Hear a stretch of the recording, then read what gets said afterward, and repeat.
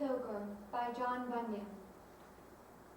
Who would true valor see, let him come hither.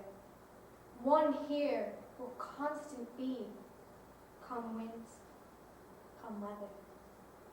There's no discouragement shall make him once relent his first avowed intent to be a pilgrim. Who so beset him round with dismal stories, do but themselves confound. His strength the more is, no lion can him fright, he'll with a giant fight, but he will have a right to be a pilgrim. Michaela Moses. El Olvido by Judith Ortiz Cofer. It is a dangerous thing to forget the climate of your birthplace, to choke out the voices of dead relatives when in dreams they call you by your secret name. It is dangerous to spurn the clothes you were born to wear for the sake of fashion. Dangerous to use weapons and sharp instruments you are not familiar with. Dangerous to disdain the plaster saints before which your mother kneels, praying with embarrassing fervor that you survive in this place you have chosen to live. A bare, cold place with no pictures on the walls. A forgetting place where she fears you will die of loneliness and exposure. Jesus, Maria, y Jose, she says. El Olvido is a dangerous thing. Kaylee McGrath. The Poet at 17 by Larry Levis. My youth? I hear it mostly in the long following echoes of billiards, in the pool halls where I spent it all, extravagantly believing my delicate touch on a cue would last for years.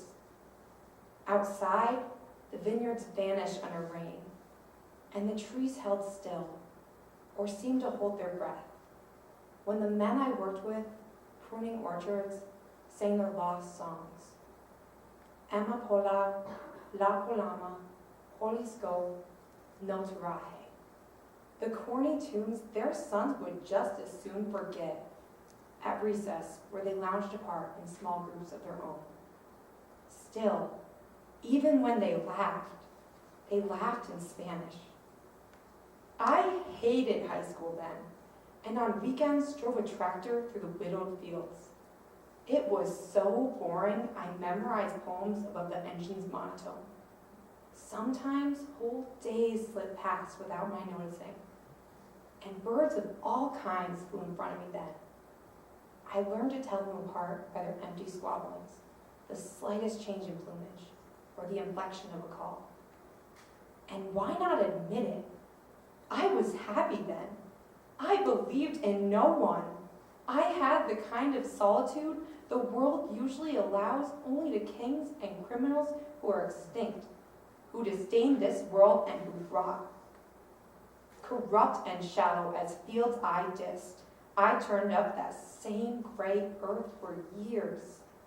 Still, the land made a glum raisin each autumn and made that little hell of days.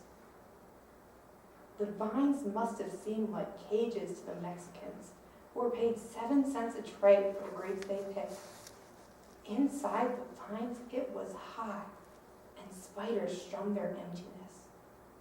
Black widow, daddy longlegs, the vine canes whipped our faces.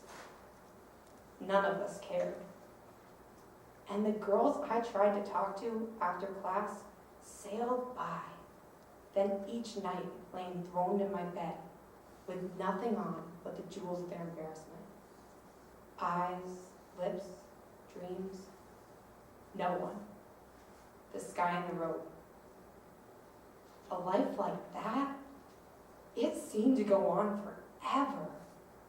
Reading poems in school, then driving a stuttering tractor, warm afternoons, then billiards on blue October nights, the thick stars. But mostly now, I remember the trees, wearing their mysterious yellow soulless, like party dresses, and parties I didn't attend.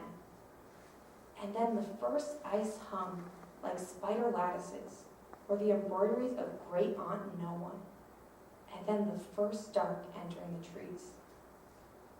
And inside, the adults with their cocktails before dinner, the way they always seemed afraid of something, and sat so rigidly, although the land was theirs. Anna Lashway.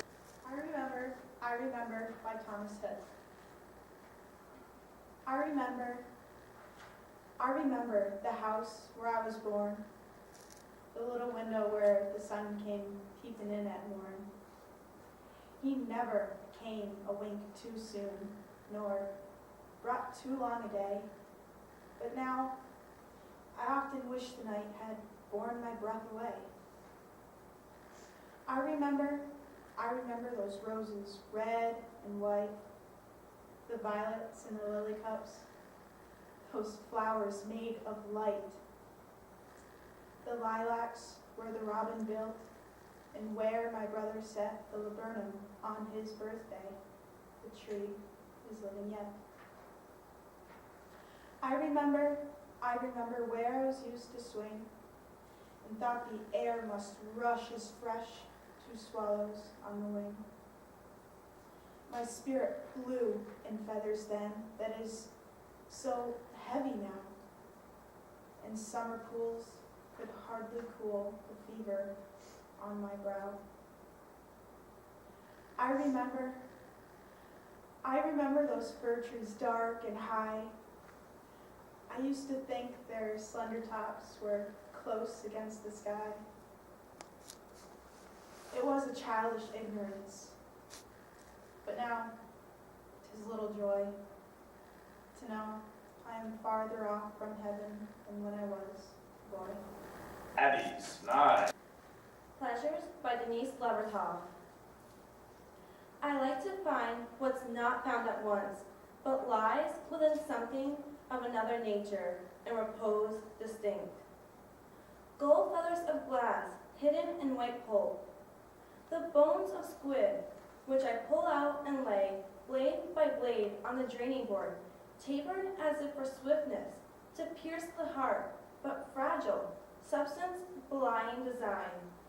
Or a fruit, mammy, cased in rough brown peel, the flesh rose amber, and the seed a stone of wood, carved and polished, walnut-colored, formed like a Brazil nut, but large enough to fill the hand of a hungry palm. I like the juicy stem of grass that grows within the coarser leaf folded round, and the butter-yellow glow in the narrow flue from which the morning glory opens, blue and cool on a hot morning. Sierra Irby. Echo by Christina Rossetti. Come to me in the silence of the night. Come in the speaking silence of a dream. Come with soft rounded cheeks and eyes as bright as sunlight on a stream. Come back in tears, oh memory, hope, love of finished years. Oh dream, how sweet, too bittersweet, whose wakening should have been in paradise, where souls brimful of love abide and meet, where thirsting, longing eyes watch the slow door, that opening, letting in, lets out no more. Yet come to me in dreams that I may live my very life again, though cold in death. Come to me in dreams that I may give pulse for pulse, breath for breath. Speak low, lean low. As long ago, my love, how long ago? Brianna Trombley. The Tiger by William Blake. yonder time burning bright in the forests of the night. What a mortal hand or eye could frame thy fearful symmetry? In distant deeps of skies burnt the fire of thine eyes? On what wings dare he aspire? What the hand dare seize the fire? And what shoulder and what art could twist the sinews of thy heart? And when thy heart began to beat, what dread hand and what dread feet? What the hammer? What the chain? In what furnace was thy brain? What the anvil? What dread grasp dare its deadly terrors clasp? When the stars threw down their spears and watered heaven with their tears, did he smile his work to see? Did he who made the land make thee? Time and time burning bright in the forests of the night. What a mortal hand or eye dare frame thy fearful symmetry?